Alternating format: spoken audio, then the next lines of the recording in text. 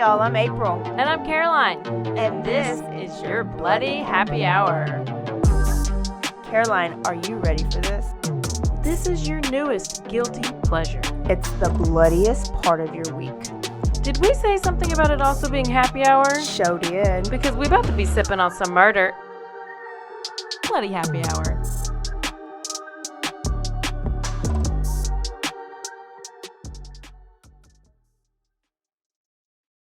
Hey y'all, this is April. And this is Caroline. And we have a couple of sponsors to read to you right now.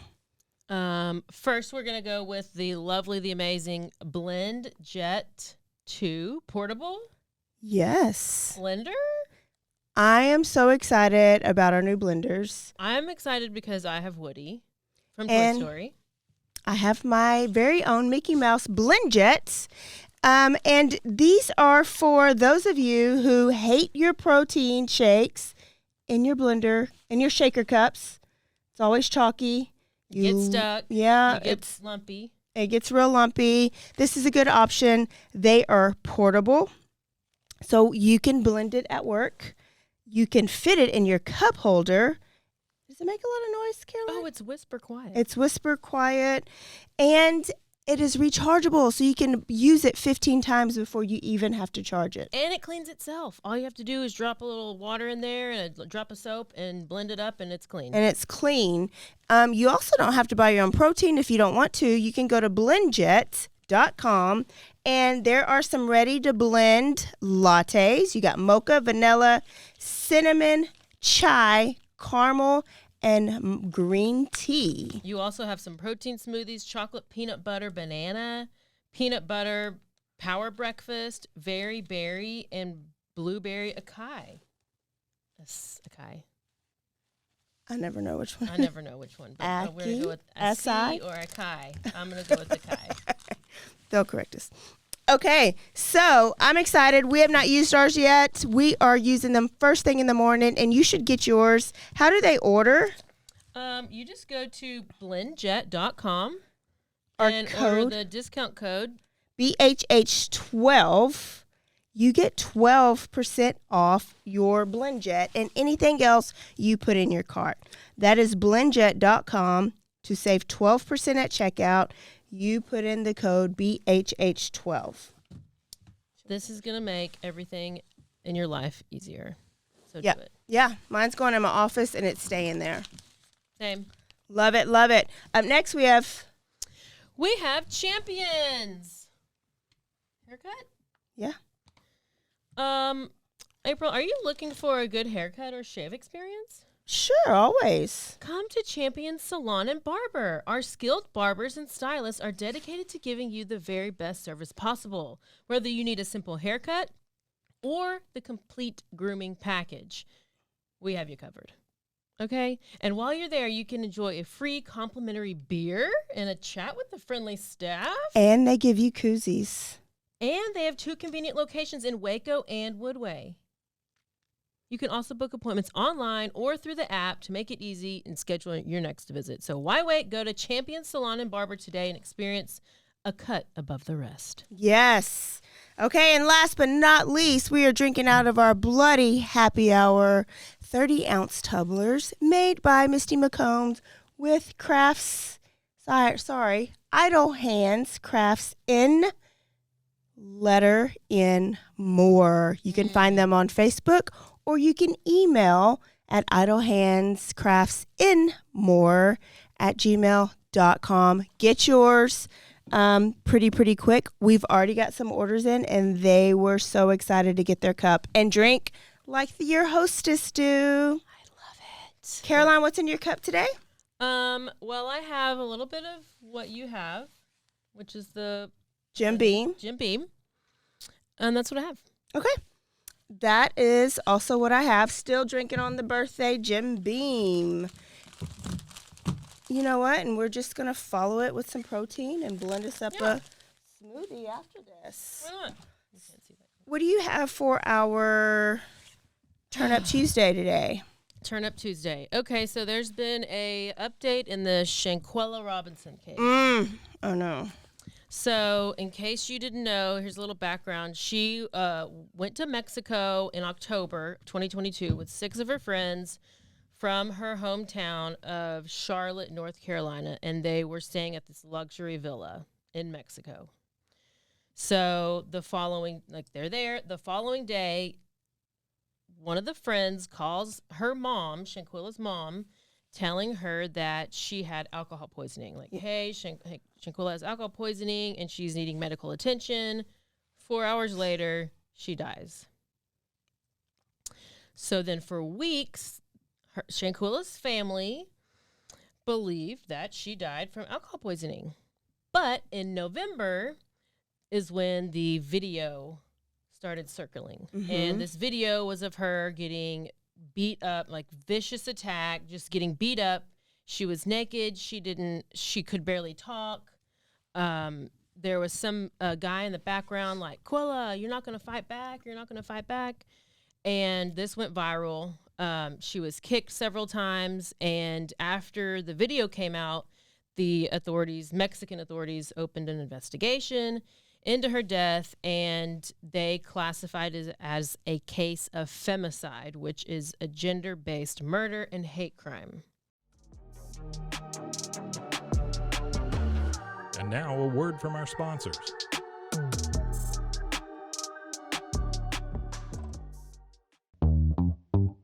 Hi, and welcome to Bustles and Bangers with your hostess, Rachel and Christopher. I love it when you say my name.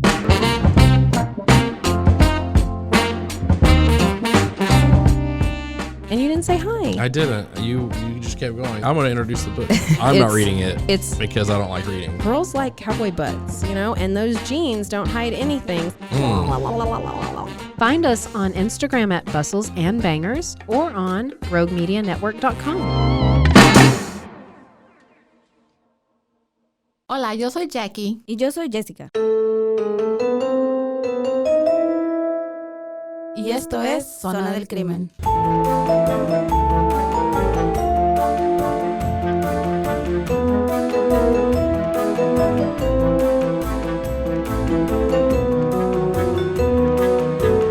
Un podcast donde hablaremos sobre casos de crímenes reales y eventos impactantes que han quedado marcados a través del tiempo.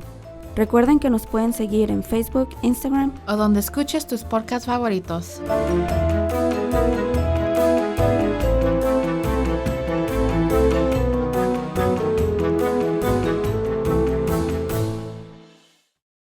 Hey, I'm Blair. And I'm Brittany. And we're the host of By the Cover Podcast. We cover everything from mysteries, thrillers, romance, chick lit, and even some smut. Don't forget the smut. Yeah. We're so excited to get this thing going and share this with you guys. We've been talking about this for months, and it's finally happening. Yes. Special shout out to Rogue Media for helping us with this. For sure. You can find us on Instagram at @bythecover_podcast. You can also find us on Facebook and TikTok, so don't forget to give us a follow on those two also. And we are so excited to dive into some of our favorite books and share those with you. We can't wait. Hope you love it.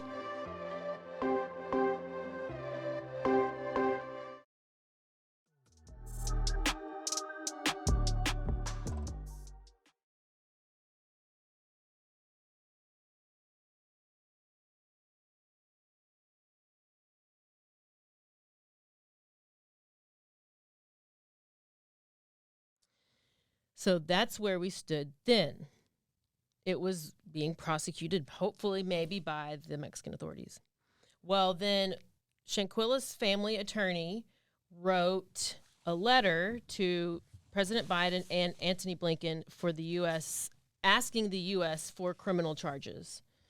And inside the letter, they said they included her autopsy, which was done in Mexico. And it showed that the cause of death was a broken neck and a spine. Yeah. And that the manner of death is violent. Very. Is that a technical manner? It showed that the other injuries to her body were like the frontal region of her head had bruises. Her hip bones had fractures, and she had a burn on her ankle. And we also know that like she had a broken spine. Like yes. And what did her alcohol content end up being? Was it did that come out? But it wasn't very high, was it? Yeah, it definitely was. So she not wasn't drunk. Yeah. And I think we have another Quickie episode where we went through the whole thing, but this is just kind of the update. So, according to the attorneys for her family, they said that the Mexican authorities identified the woman who was the one beating her. She was supposedly gonna be like, there was a warrant that was out for her arrest. We thought for a while that she had been like extradited or taken by the Mexican authorities, but she's at the house. She's just at the house. Yeah. Nothing's ever happened to her. So on April 12th, which is last week. Well, yeah, last week. The DOJ announced that they would not file charges in connection to her death. And they conducted an autopsy in North Carolina, and they said that they concluded that federal charges cannot be pursued. Well. So there you have it. I don't know what you do about that. Yeah. I don't know why. I don't know. But I feel like it's pretty obvious that there was video of her being beat to death. And there's no question. Like, we have video footage and we have an autopsy. If you don't believe that autopsy, do another autopsy. So I'm hoping this isn't the last we hear of this. Yeah. What a mess. What a mess. A little update on the CASHAPP guy, Bobby Lee. Did you hear about this? The guy who founded CASHAPP. Mm-hmm. This is pretty short and not sweet, but it's pretty short. On April 4th, he was found. This guy, Bobby Lee, he's the founder of CASHAPP. He has a lot of other things that he's involved in, like a bunch of Bitcoin and stuff like that. April 4th, he was found stabbed to death, and it was like the early morning. It was near in the San Francisco area, near the Bay Bridge, if you're in that area. And Nima Mamini was arrested on Thursday in connection to this attack. So this guy apparently is some IT consultant. Okay. And a tech entrepreneur in the Bay Area.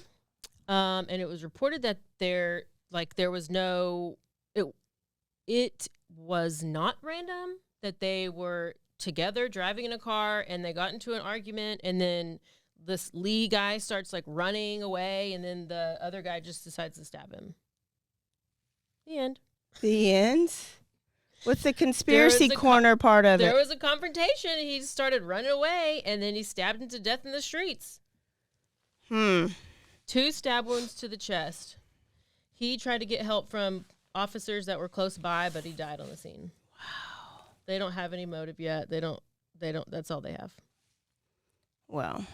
Sounds a little suspicious to me.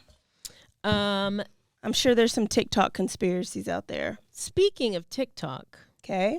Have you heard of the Zachary Latham, what did the court TV called it? Like the deadly neighbor, the TikTok deadly neighbor case or something. They named it something crazy. So this thing happened in 2020, but it just went to trial. Okay. And I think it took about 2 weeks, and it just finished, like, right now. So this is a story of neighbor fights. Okay. Neighbor fights.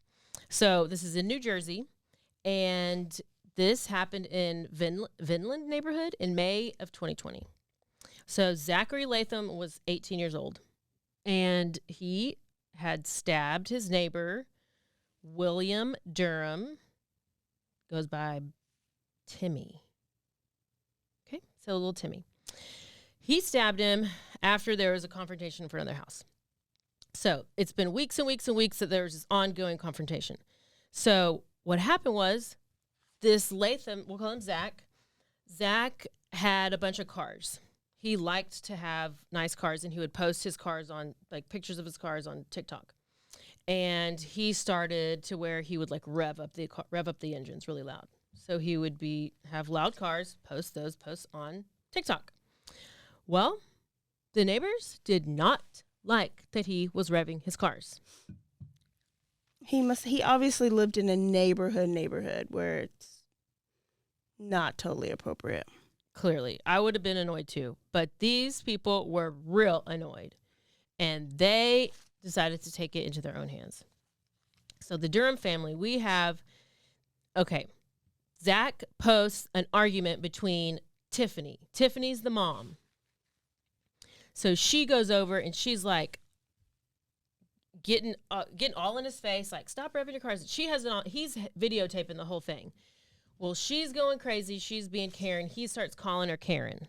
Oh, you're being a Karen. Well, he posted on TikTok and it goes viral. It gets like 3 million views. Oh, gets like man. 3 million views. He's posting all of these posts and he ends up getting like 40,000 followers like over time.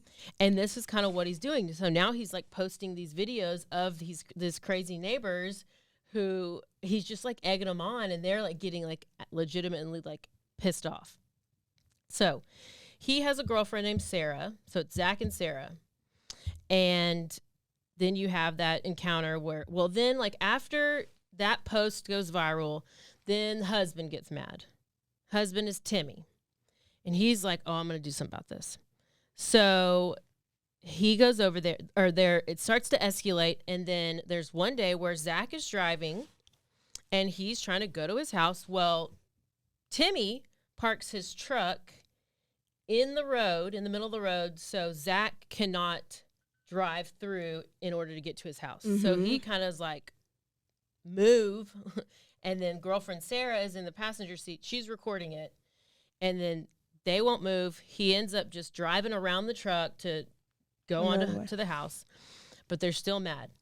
So then the whole family, Timmy, Daddy Timmy, Tiffany, Mama Tiffany, Gage, son Gage, and who's the other one? Billy. Okay. The whole family goes over to his house, to Zach's house, because they're real mad. So the younger kids, Gage and Billy, they ride their bicycles over there. Oh, my goodness. They ride. Dad comes in the truck. Mom's in the passenger seat. This is all... Where are we at? New Jersey. New Jersey. Okay. This is like small town Texas town. This is all on video because Sarah is recording it all because that's what they do. They're recording it. Sarah, Zach's girlfriend. Okay. Yeah. So another thing that pissed him off was that there was one of the videos, there's tons of comments on these videos, right? Well, and then in one of them, they doxed the address, like, which is, they doxed his address of the neighbors. And so that's what also made them even madder. Like they put the home address of the family, the crazy family, on the TikTok online. And so then other people were coming by and just like, I don't know what they're just driving by and like trying to egg them on. And so that caused even more situation. So this is what happens. They go in, boys are on the bikes. Dad's driving the truck. Dad gets out of the truck. Zach is in the garage. He has a knife and a stun gun because he's like, I'm in the garage. Y'all are not coming in here. This is my property. But they go straight into that garage. And Zach like tries to swing the knife. He misses. But then Dad comes and punches him. And the kids. And it's just this whole brawl. So you have all these, like Mama Karen is outside just watching it. Sarah's over here filming it. And then you have the 3 Durham family members coming and attacking Zach. Well, Zach's just stabbing, and he's like trying to. I mean, I think it's self-defense. Oh yeah, and you're on your own property. They came to your house. But there's different laws, I think, in different places. Like in where I think it's called like you can, like protect your own. Some laws you are supposed to retreat, and some you can stand your ground. Oh, stand your ground. Yeah. So I heard, I'm not exactly sure on what their laws were because I was like, why is this even an issue? You were being threatened. You were on your property. They came onto your property. So, well, turns out that Zach ends up stabbing the dad, and he stabbed him fatally. Dad dies. Okay. So he calls 911. Zach calls 911. I think multiple people called 911. And he says, I promise you, this is kind of what he was saying. Oh, this is what was on the video. I promise you, you better back up. You're not going to like what's coming. Then that's when the father comes in the truck, and they're like, get off the property, and they all start fighting. The camera shakes and gets part of it, and the girlfriend is screaming, and it's all jumbled up, but it's all on video. So then they go to trial, and they're like charging him with second-degree murder, second-degree manslaughter, weapons offense, and aggravated assault. Wow. So he's charged with all those things. Was the other family charged with anything? Yeah. Mama Karen? Okay. Yeah, they were charged. So the Durhams, they got, let's see. Oh, yeah, he says they came onto my property with guns, and then I fought them off. They drove away. My windpipe is crushed. I got stomped and kicked by like 10 people. There's blood all over me. I believe I have an open cut. There's blood all over the garage. They came in. They had guns. And this is what he's saying on the 911 call. Officers come. They find everybody out there, and they're like, pronounced dad dead at 7:48.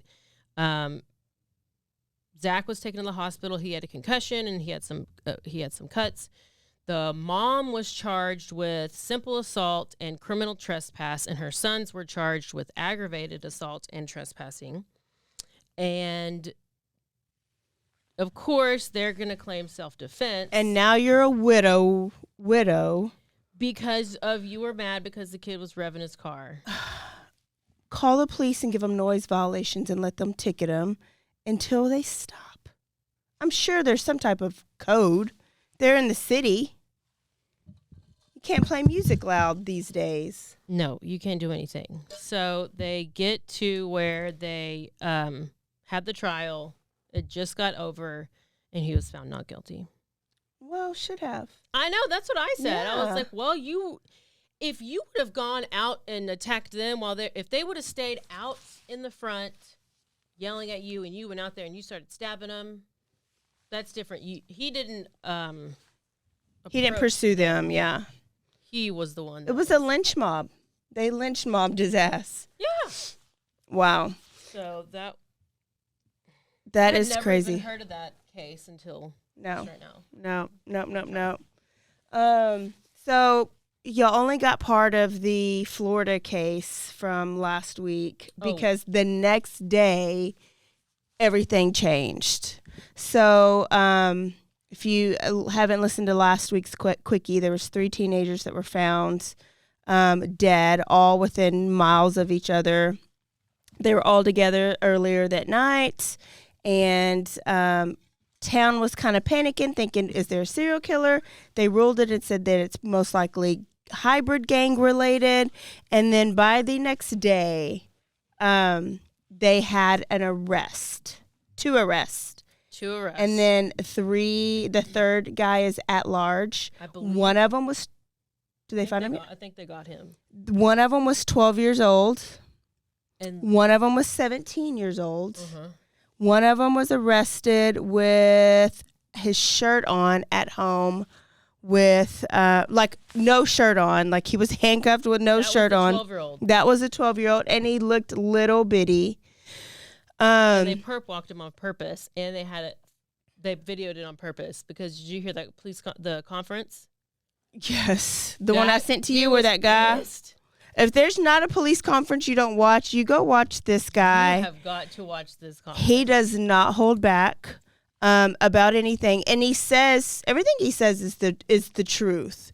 But basically, all 6 of the teenagers have been involved in a lot of like organized crime, gang-like crime. 3 of them go to school with each other, but not the other 3. I don't think do. But they know each other. And the 3 boys that killed the 3 other people were just turned on them. So they were all had a plan, organized mission, and they turned on them. Now, did they come out with, I've been in New Orleans and shit-faced on Bourbon Street. Did they come out with like an actual motive or the why? Or he said, in the interview that I saw, he was not going to release everything until they got the 3rd perp. So I didn't know that they got the 3rd perp. I'm pretty sure they. Third suspect, he was 16 years old. He was arrested. Yeah, so they have them all. What was the story about the guy in the trunk? There wasn't a guy in the trunk. There was the girl. Well, was she the girl? It was a girl. There was a girl that was found by a dumpster. Mm-hmm. And then there was a guy found down the road. Mm-hmm. And then there was another girl that was found in the trunk. Was that in the car that was submerged? Or like in the car that was submerged. Okay, of Sylvia Palace, Layla's car. But in the conference, the officer said that she willingly was in the trunk. They were all willingly with each other. Like it wasn't like a kidnap type thing. Yeah. They were all willingly in the car. So she just died from being in the trunk? No, she died from a gunshot wound. Okay. And then they put her in the trunk. I thought he was saying that she was willingly, like it wasn't, they didn't kidnap her. They were all willingly together. Three of them just turned on the other I guess three. that's what he was saying. Okay, yeah. Yeah. And they might have come out with more. So there's, I guess, the ending of that story where when we ended last week, I was like, do you think it's a little kid, like somebody their age, or an adult? Well, it was interesting, too, because in the press conference, he kept talking about how he, a lot of times they don't put minors' faces out there and names immediately, and he wanted to get their faces and their names out there. He was like, I don't want anybody to hang out with these kids. I want the parents to know what these kids did, who they are. And then so you'll be warned, or at least you'll know about it. Yeah, I guess. It was. I've never seen a press conference like that. It was pretty great. Yeah, he was legit. So there you go. Is that all we have? Well, the Vallow trial, or Lori Daybell. Oh man, I wish so badly that was televised. It's so good. I mean, it's good because I'm listening to it, the audio, and it is wild. It's so detailed. It's so brutal. And we never knew. We knew that they dug up and found bodies, but we never knew how they died. Right? They didn't release that in the beginning. They saved it all now. Yes. But obviously, one of them was chopped and burned. Tylee. The boy or the girl? JJ was just in buried. a bag. He was in a bag. He was duct taped. And I think they were both pretty burned, but Tylee was like burned and just...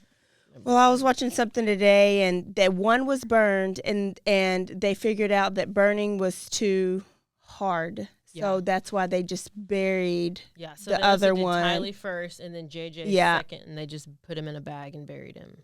Put a bunch of rocks on top of him, and then a bunch of wood, and then like gravel and dirt. Because Chad Daybell was a grave digger. So he, is that right? A grave digger? Yeah. I mean, they're saying that the reason they knew how to cover it up. I mean, obviously not well enough, but. Wow. So updated just now. Okay, it's a murder investigation. Okay, so this just in. Thank you to, who just tagged us? Listener Gabriella Marie. So last week when we were recording, we got a notice about a burning body in Robinson, but we didn't know much then. Yeah. So it looks like it's an actual murder investigation. So Robinson is a little town outside of Waco, and Caroline did the story on the Darlene Gentry for one of our live shows. Okay. So Robinson Police Department has developed a possible identification in the victim discovered on April 5th at the end of Heston Circle, but are still awaiting confirmation for a positive identification. Possible vehicle identification and location of a person of interest led Robinson detectives to Wichita, Kansas, BTK killer. On Saturday, April 8th, the Wichita Police Department located and attempted to pull the vehicle over, leading to a high-speed chase and the suspect ramming multiple police units. The suspect, identified as Derek J. Dagnalt, was taken into custody and is now a suspect in the Robinson burning person case. He's currently being held on unrelated charges from Wichita. Information indicates that neither the victim nor the suspect has ties to Robinson, and they were just passing through the area when the body was taken to the location where it was found. The department believe this to be an isolated incident, and there's no danger to the community. The Robinson Police Department continues to work in partnership with Texas Department of Public Safety, the San Marcos Police Department, the FBI, and the Wichita, Kansas Police Department, and moving toward resolving this case. So I wonder if the suspect is from San Marcos. How did it get San Marcos? Where's the burning body? It was in Robinson. They just dropped it off, put it on fire, and then they at the end of Heston Circle, and then left. They started to go on a police chase. They went to Wichita, Kansas. Okay, that's all we have for you guys. We will see you Thursday with a Nala story. We're going to New Orleans. Here we go. Don't forget to stay aware, stay alive, and always be DTF. Bye, y'all. Goodbye.